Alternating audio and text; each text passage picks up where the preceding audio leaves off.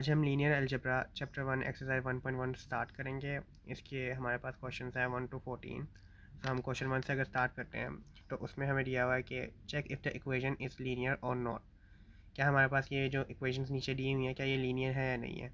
तो एक linear equation को पहचानने के लिए सबसे पहले उसकी जो पावर है, उसके जो वेरिएबल के वो जो पावर है वो 1 होनी चाहिए, सिर्फ और सिर्फ 1 होनी चाहिए।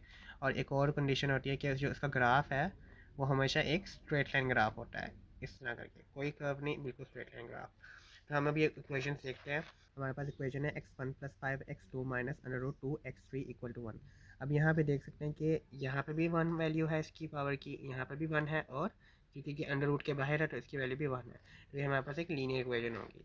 अगर हम सेकंड क्वेश्चन में भी देखें तो x1 की पावर 1 है, x2 की भी पावर 1 है, और यहाँ पर अगर हम देखें तो x1 की भी पावर 1 है, x3 की पावर 1 है।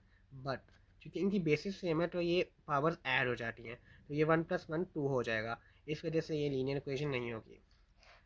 थर्ड क्वेश्चन को अगर देखें तो इसमें भी पावर हमारे पास 1 है, x2 की भी पावर 1 है और x3 की भी पावर 1 है, तो ये लीनियर इक्वेशन होगी। आगे मूव करते हैं। अब जैसे हम यहाँ पे देख सकते हैं कि x1 की जो पावर है वो -2 है, जो कि लीनियर इक्वेशन की कंडीशन को सेटिस्फाई नहीं करती। तो हम सिमिलरली यहाँ पे नॉट अ लीनियर इक्वेशन लिख देंगे। नेक्स्ट क्वेश्चन की तरफ मूव करते हैं। यहाँ पे भी आप देखें कि x1 की जो पावर है वो 3/5 है, जो कि लीनियर इक्वेशन की जो कंडीशन है उसको सेटिस्फाई नहीं करती, तो ये भी लीनियर इक्वेशन नहीं होगी। लास्ट क्वेश्चन को देखते हैं। पाई x1, यहाँ पे भी पावर x1 की 1 है, यहाँ पर भी 1 है जो कि अंडर रूट से बाहर है, और यहाँ पर कोई वेरिएबल ही नहीं है, तो ये भी हमारे पास एक लीनियर इक्वेशन होगी। क्वेश्चन 2 की तरफ मूव करते हैं। अगर हम फर्स्ट क्वेश्चन को देखें तो हमारे पास यहाँ पे x का जो वेरिएबल है इसकी पावर भी 1 है, यहाँ पे जो y का वेरिएबल है इसकी पावर भी 1 है, तो ये हमारे पास लीनियर इक्वेशन होगी। आगे मूव करते हैं। यहाँ पे हमारे पास जो x का वेरिएबल है उसकी पावर 1/3 है, जिसका मतलब कि ये लीनियर इक्वेशन नहीं है। आगे मूव करते हैं। हमारे पास cos π/7। अब यहाँ पे ये देखें, ये है cos और ये इसका एंगल जो कि हम जिसे कहते हैं अक्सर थीटा, तो ये थीटा की वैल्यू है। तो ये हमारे पास वेरिएबल की वैल्यू नहीं है, ये एंगल की वैल्यू है। वेरिएबल हमारा ये रहा और इसकी वैल्यू क्या है 1, और सिमिलरली यहाँ पे y की वैल्यू भी क्या है 1। तो हमारे पास क्या हो जाएगी, ये लीनियर इक्वेशन हो जाएगी। ये भी हमारे पास कांस्टेंट है, ये भी हमारे पास कांस्टेंट। नेक्स्ट क्वेश्चन की तरफ मूव करते हैं। π/7 cos x - 4y = 0। अब यहाँ पे हम अगर देखें तो ये हमारे पास वैल्यू कांस्टेंट है, जो वेरिएबल है वो यहाँ पे थीटा की जगह पे है, तो ये वैल्यू हमारे पास कांस्टेंट नहीं होगी। यहाँ पे जो इसका ग्राफ बनेगा हमारे पास वो एक कर्व में बनेगा, कुछ इस तरह का ये कर्व में बनेगा, तो इस वजह से हम इसको लीनियर नहीं कहेंगे। इस क्वेश्चन की तरफ मूव करते हैं हम। हमारे पास है x(y) = 1।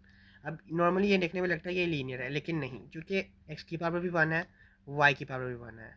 तो अगर हमारे पास बेसिस सेम होती है तो पावर्स ऐड हो जाती है, क्योंकि दोनों वेरिएबल्स है तो जब इनकी पावर्स ऐड होंगी तो ये 2 हो जाएगा।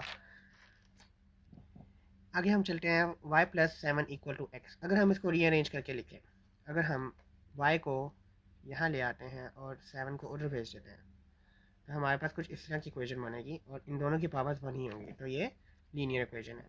क्वेश्चन 3 की तरफ मूव करते हैं। इसमें हमें स्टेटमेंट दी हुई है और हमने उसमें से लीनियर इक्वेशन बनानी है। पहली स्टेटमेंट देखते हैं, 2 इक्वेशंस इन 2 अननोन्स। सो बेसिकली हमें यहाँ पे जो अननोन का वर्ड दिया हुआ है ये इक्वल टू वेरिएबल है।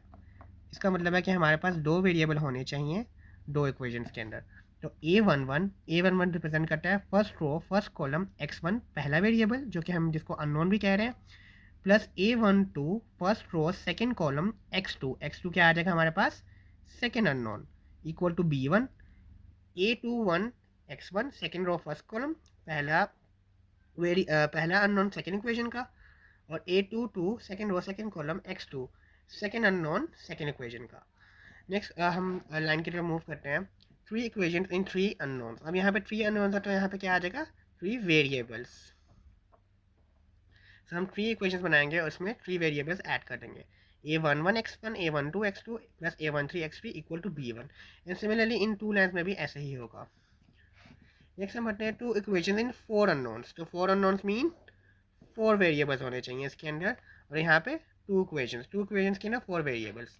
तो A11 A12 A13 A14 4 3 2 1।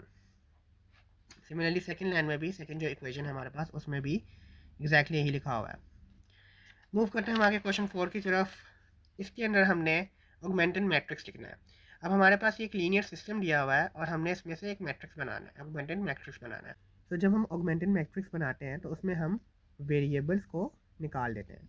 तो बेसिकली यहाँ पे जब हम इसको मैट्रिक्स में लिखेंगे तो A11 A12 B1 okay and then A21 A22 equal to B2।